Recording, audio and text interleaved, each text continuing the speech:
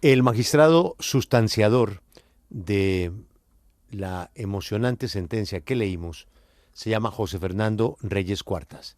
Él con sus compañeros, pues obviamente firmaron esta orden a que un niño que perdió a su madre, que vive con sus abuelos, que su padre está preso y que fue víctima pues de circunstancias difíciles, muy difíciles, condenables, pues reciba la plata que le dejó su mamá. Su papá está preso y por alguna circunstancia la aseguradora pues no atendió este pedido y este magistrado con sus colegas revocaron decisiones de otros jueces en donde le daban la razón a la aseguradora, al procedimiento que beneficiaba únicamente al papá. Pues, ¿qué hizo la Corte Constitucional? Analizó el tema y nada de nada. Le da la orden pertinente a todos los involucrados, a la cadena, aseguradora, comisaría de familia, en fin, a todos los involucrados a que la plata que dejó la mamá es para el niño, que tiene 8 años, y que por ahora la va a manejar su abuela. Magistrado Reyes Cuartas, gracias por atendernos. Buenos días. Julio, muy buenos días, muchas gracias por esta llamada.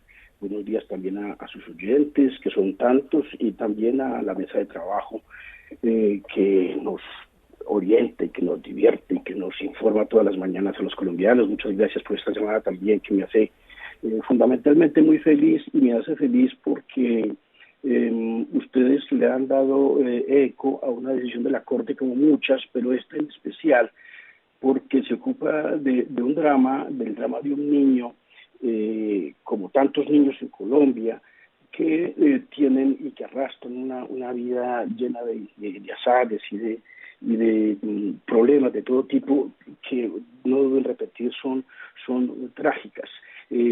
Esta sentencia, como tantas otras, y sobre todo también su comunicación y su llamada y su puesta en altavoz a los colombianos de esta sentencia, es simplemente para reiterar que hay una corte que es la Corte de los Derechos, y cuyo nombre a través de nuestras sentencias tratamos siempre de proteger. Seguramente hay muchas cosas que hay que criticar, hay veces que nos equivocamos y tendremos que corregir, etcétera, etcétera, pero siempre en la Corte el deseo de acertar y de proteger a los niños, a los niños colombianos. Ahora tenemos entre estas sentencias y muchas otras, la de los niños guayú, que mueren de hambre. Y yo decía en alguna intervención reciente que una democracia donde un niño muere de hambre es una democracia absolutamente precaria, casi, a punto de fenecer. Es decir, no es posible que en un país democrático un niño muera de hambre. Una democracia donde los niños mueren de hambre está en cuestión y es fácilmente perecedera. Este caso del niño de Pereira, digo, es un caso muy hermoso, y usted nos ha hecho el gran honor de leer la carta en su totalidad, porque muestra que las cortes tienen que aprender a comunicar, que los jueces tenemos que aprender a comunicar, y que tenemos que utilizar un lenguaje claro, transparente, un lenguaje que sea eficiente, un lenguaje que llegue a todo el mundo. Lastimosamente existe como una falsa idea, y es que cuanto más rimbombante y cuanto más latinazgos y cuantos más extranjerismos usemos, parecemos mucho más importantes, y el trabajo se ve muchísimo más enjundioso y más espectacular para el público, pero en realidad eso es falso. Las sentencias, la Corte están trabajando y procurando cada día hacer más cortas sus sentencias. Esa ha sido una crítica recurrente que la Corte recibe con bien. Seguramente hay sentencias que tienen que ser muy largas, pero eso no puede seguir siendo la regla, Julio, y por eso muchas gracias a usted por hacerle eco a esta sentencia que, digo, hace fama a la Corte en la que trabajo y a la que quiero. Gracias, Julio. No sé qué más. Magistrado, Dime.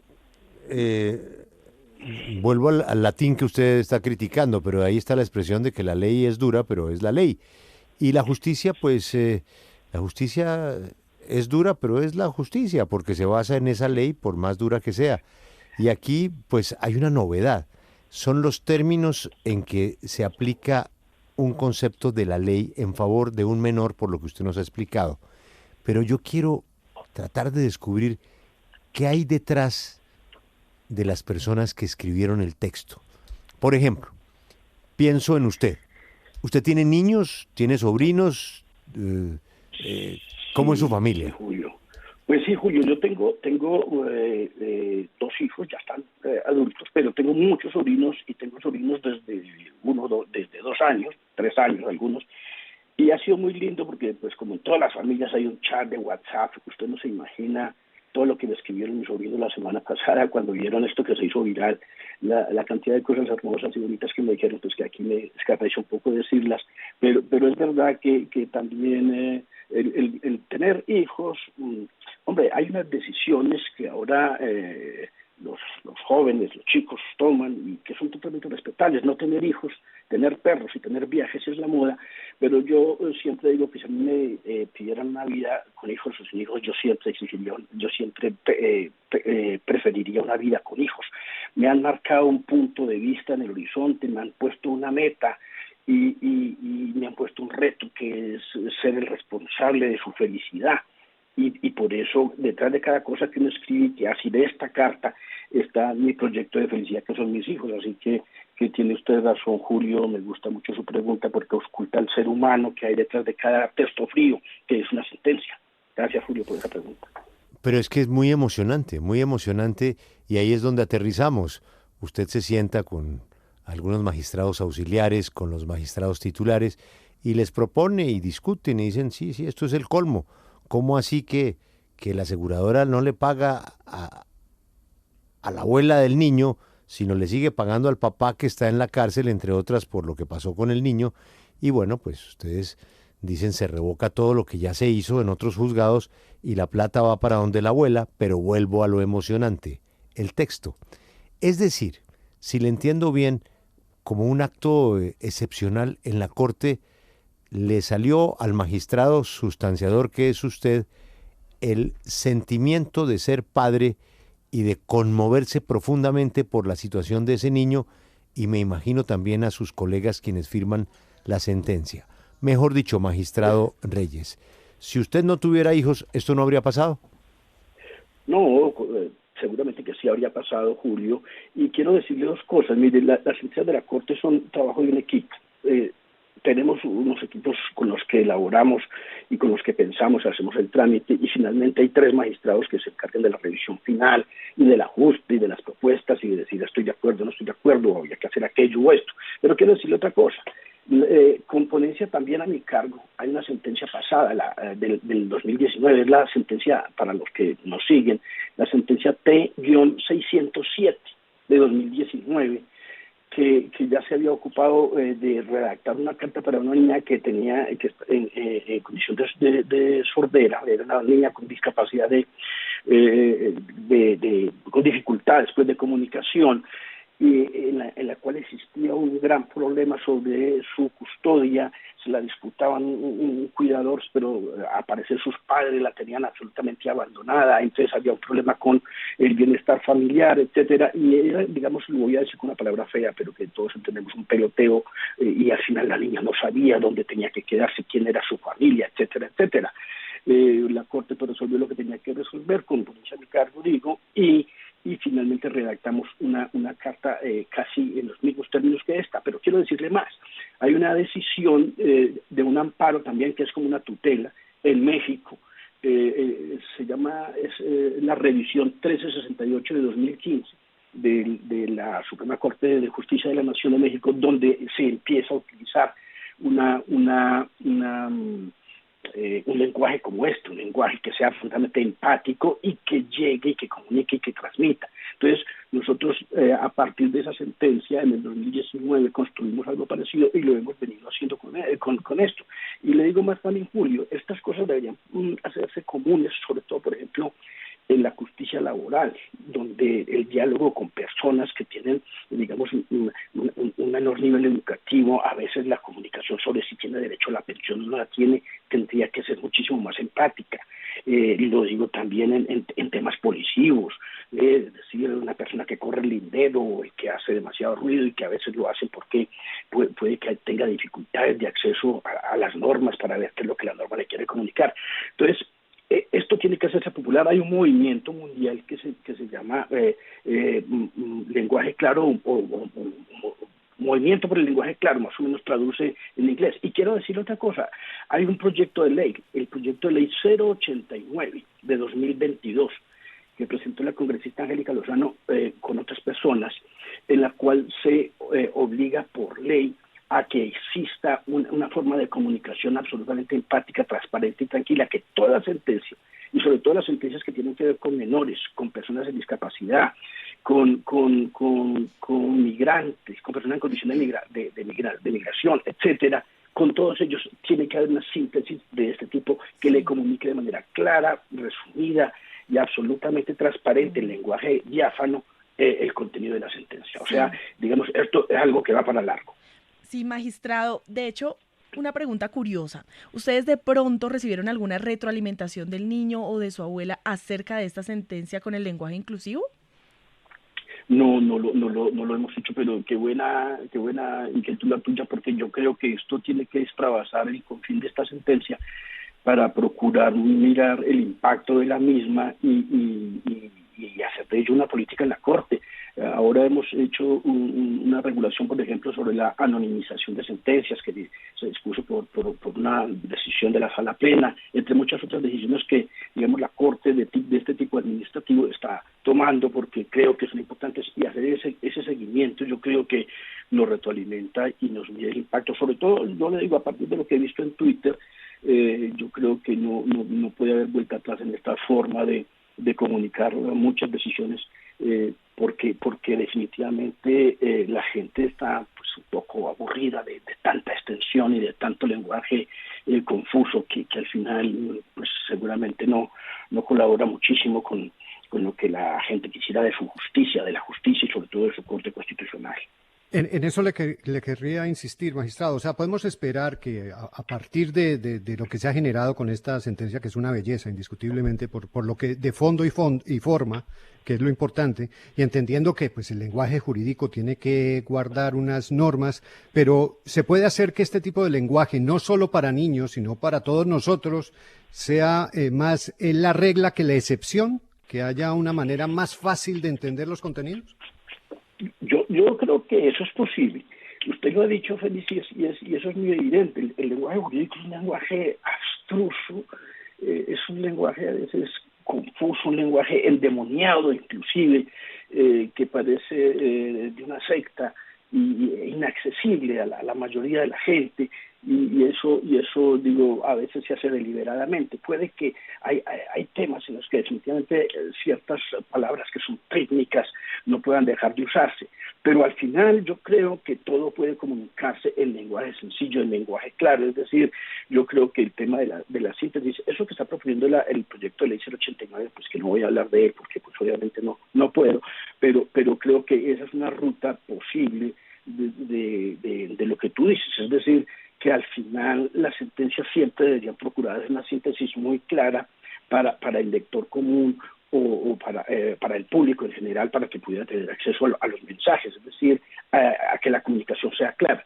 Yo creo que ese es un ideal que es construible y que puede ser lograble en alguna medida. Félix, yo no creo que totalmente. Es decir, usted sabe, hay temas financieros, hay temas de contratación, no sé, que tienen, digo, un lenguaje medio endemoniado que complica pues su entendimiento, pero yo creo que en gran medida eso es posible.